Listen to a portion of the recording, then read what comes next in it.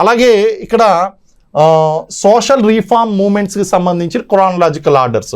బ్రహ్మ సమాజాన్ని ఎప్పుడు స్థాపించారు, ప్రార్థనా సమాజాన్ని ఎప్పుడు స్థాపించారు, ఆర్య సమాజాన్ని ఎప్పుడు స్థాపించారు, సత్నామీ మూమెంట్ని ఎప్పుడు స్థాపించారు అనేటువంటి చూస్తే సత్నామీ మూమెంట్ అన్నిటికంటే ముందు స్టార్ట్ అయిందండి. అది 1672లో స్టార్ట్ అయింది. 1672లో స్టార్ట్ అయింది.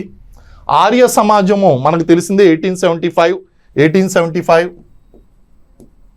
బ్రహ్మ సమాజం ఎప్పుడు స్థాపించబడిందండి?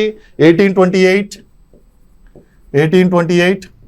అండ్ ప్రార్థనా సమాజాన్ని ఆత్మారాం పాండురంగ 1867లో స్థాపించాడు. సో దీన్ని కనుక మనం చూసుకున్నట్లయితే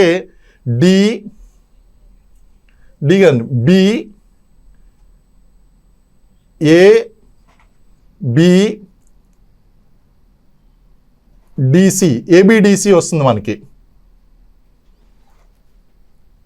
క్రానలాజికల్ ఆర్డర్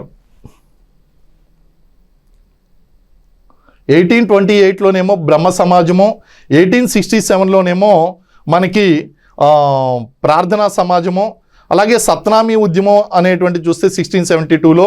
సో డి రావాలి ఫస్ట్, ఆ తర్వాత ఏ రావాలి, ఆ తర్వాత బి రావాలి, ఆ తర్వాత సి రావాలి. సో డిఏబిసి అనేటువంటిది ఆన్సర్ అవుతుంది. ఇది ఆన్సర్ అండి. DABC is the answer. ఒక మార్క్ వేసుకోవచ్చు.